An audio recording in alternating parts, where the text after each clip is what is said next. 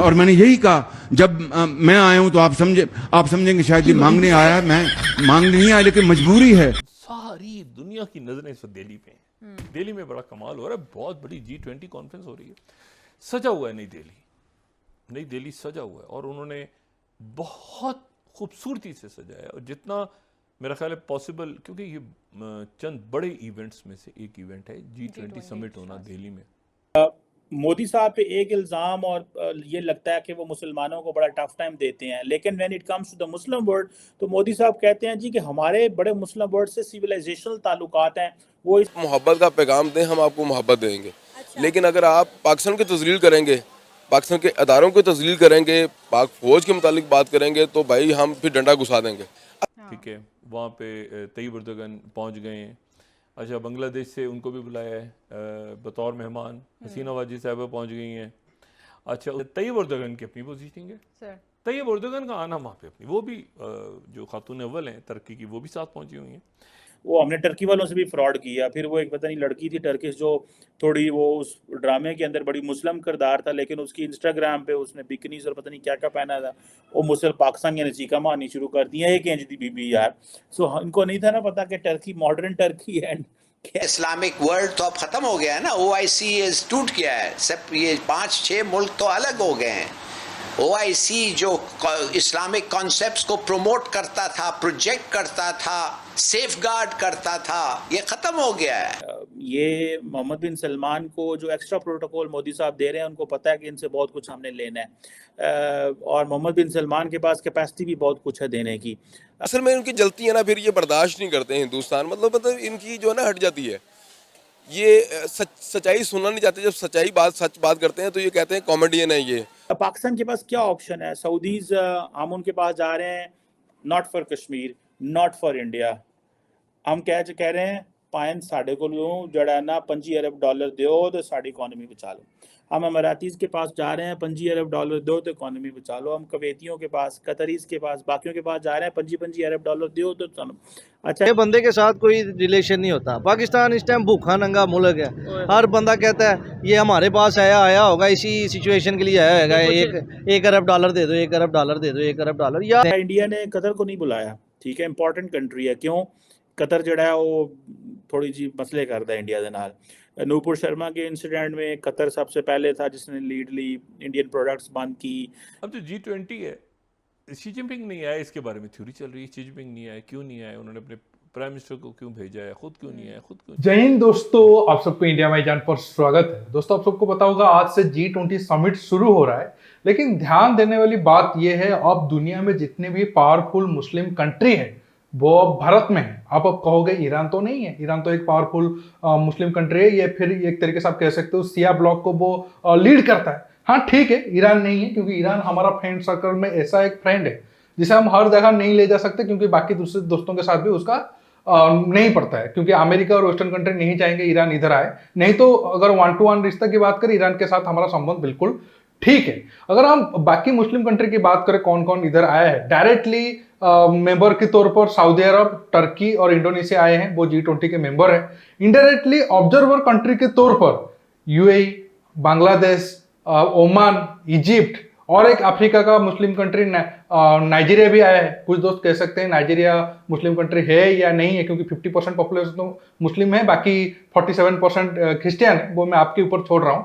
लेकिन ध्यान देने वाली बात है, ये जितने कंट्री आए हैं ये सारे एक तरीके से आप कह सकते हो ये रिप्रेजेंट करते हैं पावरफुल कंट्री के तौर पर, मुस्लिम कंट्री के तौर पर। अब ये सारे कंट्री इंडिया में होना पाकिस्तान का धड़कन को बढ़ाएगा, क्योंकि पाकिस्तान आप सब जानते हो OIC हो और बाकी फोरम हो या फिर 1 to 1 सऊदी अरब UAE के साथ हमेशा कश्मीर का मुद्दा उठाता है। लेकिन ये सारा कंट्री भारत में आने के बाद पाकिस्तान को लगेगा उसका जो कश्मीर इशू है वो बिल्कुल एक तरीके से ठंडा हो गया है। देखिए, सही मायने में देखें तो कश्मीर का और अभी कोई मुद्दा भी है नहीं। अगर पाकिस्तान अभी टाइम है, मान ले तो पाकिस्तान के पास जो कश्मीर है, POK है या गिलगिट बाल्टिस्तान है, वो शायद बच जाए। हालांकि पाकिस्तान तो मानेगा नहीं, लेकिन आने वाले टाइम में वो हिस्सा भी हमारे साथ जल्द मिलने वाले हैं। मैं चाहूंगा कि आप बाकी सारा वीडियो कंप्लीटली देख लीजिए, फिर मैं आपको मैप के जरिए थोड़ा सा डिटेल्स में समझा देता हूँ जितने भी कंट्री आए हैं वो भारत के लिए क्यों जरूरी है टर्की को छोड़कर। तो इट मींस के द इंडियंस अंडरस्टैंड कि हमें सऊदी अरब को कितना ज़्यादा प्रोटोकॉल देना है। ये प्रोटोकॉल माजी में अमेरिकन देते रहे हैं, सारे वेस्टर्न इत्तेहादी देते रहे हैं। अब नरेंद्र मोदी ने बेसिकली अपने जो जिसे कहते हैं ना ताल्लुकात जो है वो मुस्लिम वर्ल्ड से बहुत अच्छे इस्तवार कर लिए हैं, बहुत अच्छे ताल्लुकात उन्होंने बना लिए हैं। एक तरफ वो मोहम्मद बिन ज़ैद, मोहम्मद बिन सलमान, प्रेसिडेंट सीसी और प्रेसिडेंट एर्दोआन के साथ भी उनके कोई इतने बुरे ताल्लुकात नहीं हैं, एक बड़े मुनासिब किस्म के रिलेशंस उन्होंने इस्टेब्लिश करके रखे हुए हैं। लेकिन पाकिस्तान जारी बात है इसमें सारे प्रोसेस में इंतहाई आइसोलेटेड है। इंडिया की जो लीडरशिप है वो ये चाहती है कि Pakistan should feel alone in the Muslim world. Kashmir के मसले के ऊपर अब कोई मुसलमान मुल्क बात नहीं करता। मोहम्मद बिन सीसी जो है ये जो इजिप्ट के प्रेसिडेंट हैं, आप उनको देखें, वो आए हैं, उन्होंने आके पहले भी उनको बड़ा प्रोटोकॉल दिया, अब फिर उनको प्रोटोकॉल है। और सो सऊदीज ये समझते हैं कि इंडिया के करीब होना चाहिए क्योंकि अमारातीज बड़े करीब हैं। सो वो पाकिस्तान फैक्टर जो माजी में हुआ करता था वो फैक्टर इज मिसिंग नाउ। उस फैक्टर की कोई जिन्हों कहते हैं ना लेन देन कोई नहीं है। चंद्रयान 3 पे उन्होंने बड़ा प्रोटोकॉल दिया, उन्होंने इस चीज़ों पे बड़ा वो सारा किया कि भाई ये लोग जो हैं ये हमारे साथ किसी न किसी तरीके से अटैच हो जाए इंडिया। सो दूसरी तरफ अगर आप देखें ओमान, ठीक है जी, ओमान नॉर्मली इंडिया जो है वो उसके कोई रेगुलर इतने इनके अच्छे ताल्लुकात नहीं है, लेकिन G20 में उनको बुलाया बिकॉज इंडिया जो है और ओमान, इंडियन लेबर तो ओमान में बहुत ज़्यादा है, लेकिन उनको पता है कि ओमान एक न्यूट्रल सा मुल्क है। टर्क्स हमारी कोई मदद नहीं कर सकते, अमाराती सऊदीज 2 मुल्क रह गए ने, वो कहते हैं यार पैसे ले, कोई प्लान ले आओगे और तो पैसे दिए। That is a good point उनका। सो अब हम चीज़ें अपनी बेचने लगे हैं इनके सामने। इंडिया उसके मुकाबले बड़ा ज़बरदस्त है भाई, उनकी अच्छी भली $100 बिलियन प्लस फॉरेन रेमिटेंस भी ले जाते हैं वहाँ से, तेल छेल भी लेते हैं, बाहर हैं, बड़े स्ट्रेटेजिक फोरम्स पे मौजूद हैं। दुनिया इंडिया को ना हिंदू देख रही है, ना मुसलमान देख रही है, ना क्रिश्चियन देख रही है, वो देख रही है मुल्क, वो देख रही है national interest. National interest is the most important thing in the country. इस टाइम इंडिया ने अपना जो बिजनेस पॉइंट ऑफ व्यू है वो पूरी वर्ल्ड के सामने अपने आप को मनवा लिया है। इस टाइम वो बिजनेस में आपसे इतना को आगे निकल चुका है कि आपके सामने है सारी चीज़ें, सारे मुल्क उनके पास जाके, अब कल मैंने सुना है कि वो 22 मुल्क उनके 20 कंट्रीज हैं, G20 की मीटिंग होने जा रही है। अब तो बन चुके हैं इंशाल्लाह, और आने वाले सालों में मुझे उम्मीद है कि इंडिया जो है ना वो बहुत अच्छा उभर के आएगा, और उम्मीद है चाइना से ज़्यादा प्रोडक्ट जनरेट करना शुरू कर देगा, जो सूरत हाल है ना। जिस तरह इंडिया सबके साथ बेहतर ताल्लुकात ने उसने कोई अमेरिका का नहीं को सोचा, उसने तेल जहां से उसको फायदा मिलता है अपने मुल्क के लिए वो काम करता है। दोस्तों शुरू हम बांग्लादेश से करते हैं। आप सब जानते हो बांग्लादेश तो हमारा पड़ोसी देश है, लेकिन प्रॉब्लम ये है अब यूएसए बांग्लादेश के जो प्रेसिडेंट शेख हसीना है उनसे खुश नहीं है और यूएसए रिजिम चेंज करना चाहता है, लेकिन वो भारत के हित में नहीं है। एक तरीके से आप कहोगे तो अभी जो शेख हसीना है वो भी कोई 100% प्रो इंडिया तो नहीं है, लेकिन उसके जो अपोजिशन है खालिदा जिया वो बिल्कुल एंटी इंडिया है, क्योंकि उनका हस्बैंड भी राष्ट्रपति थे तब भी वो एंटी इंडिया थे, और ये भी अगर बन जाएंगे शेख हसीना को निकालकर तो वो इंडिया के एग्नेस्ट ही जाएंगे। इसी वजह से भारत यूएसए को एक तरीके से समझाना चाहता है कि शेख हसीना के साथ कोई छेड़खानी ना किया जाए, नहीं तो इस रीजन में प्रॉब्लम होगा और भारत के लिए प्रॉब्लम होगा। मानना पड़ेगा कि यूएसए भारत की बात को कितना ज्यादा सीरियसली लेता है या नहीं लेता है, क्योंकि यूएसए भी कोई हमारा तो बहुत बड़ा दोस्त देश है नहीं। अब आते हैं इंडोनेशिया की तरफ। आप देख सकते हो ये रहा इंडोनेशिया, और इंडोनेशिया का इंपॉर्टेंट लोकेशन है साउथ चाइना सी के एंट्री या फिर स्टेट ऑफ मलाका के पास। जो ज्योग्राफिकल कंडीशन है, लोकेशन है इंडोनेशिया का, वो बहुत ज़्यादा जरूरी है। और इंडोनेशिया दुनिया का सबसे, एक तरीके से कह सकते हो सबसे बड़ा मुस्लिम कंट्री भी है पॉपुलेशन के हिसाब से। इसी वजह से इंडोनेशिया के साथ हमारा संबंध अच्छा होना बेहद जरूरी है, और संबंध अच्छा भी है, और आगे आने वाले टाइम में संबंध और मजबूत होगा।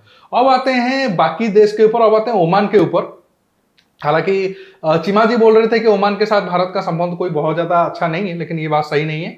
अगर मैं बात करूं तो जितने भी मुस्लिम कंट्री थे सबसे पहले या सबसे ज़्यादा, मतलब आज से 10-15 साल पहले की बात कर रहा हूं, किसी कोई एक देश मुस्लिम देश के साथ हमारा संबंध बहुत ज़्यादा अच्छा था तो उनमें से ओमान एक देश है, क्योंकि ओमान में हमारा मिलिट्री बेस है, डुकम में है, इधर पड़ेगा। और डुकम में हमारा मिलिट्री बेस होने से ये फायदा होगा, आप देखोगे डुकम इधर रहा, ये रहा डुकम। डुकम में हमारा मिलिट्री बेस होने से फायदा होगा।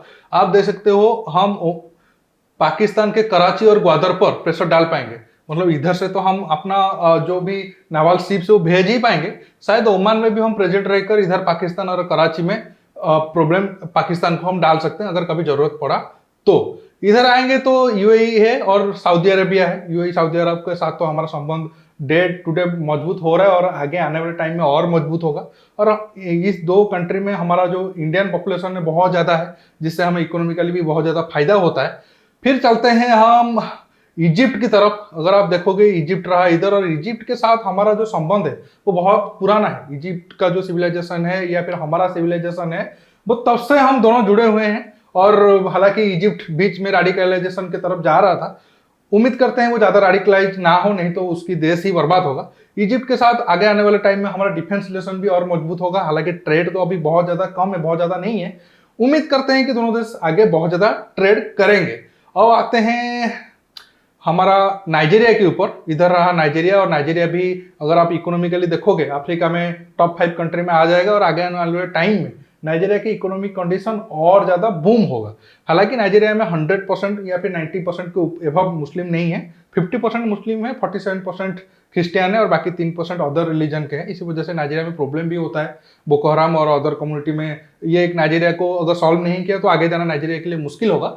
अब आते हैं और एक मुस्लिम देश की तरफ, टर्की। हालांकि टर्की आने से हमें कोई बहुत ज्यादा खुशी है नहीं, मेंबर है इसी वजह से वो आया है, नहीं तो टर्की का आना नहीं आना कोई बहुत ज्यादा फर्क हमें नहीं पड़ता। कहाँ गया टर्की? इधर रहा टर्की। और हम टर्की को एक तरीके से काबू करने के लिए भारत सोच रहा है कि साइप्रस, ग्रीस और आर्मेनिया ये सारे मिलकर एक इधर एक नाटो या फिर इधर एक कॉम्बिनेशन बनाए ताकि टर्की थोड़ा कंट्रोल में रहे। हालांकि टर्की तो भारत से आज से 6-7 साल पहले भारत को बहुत ज्यादा मस्का लगा रहा था। आपको याद होगा 2014-15 में जब मोदी जी नए आए थे तब टर्की ने उनके नाम पर एक डाक टिकट जारी किया था, ताकि टर्की का ये प्लान था कि भारत उसको न्यूक्लियर टेक्नोलॉजी दे दे। भारत जब नहीं दिया तो अब पाकिस्तान के साथ मिलकर भारत के एग्नेस्ट काम कर रहा है, लेकिन वो ज्यादा देर तक नहीं चलेगा। दोस्तों अब आप समझ गए होंगे कौन कौन देश आए थे और वो देश हमारे लिए क्यों जरूरी है।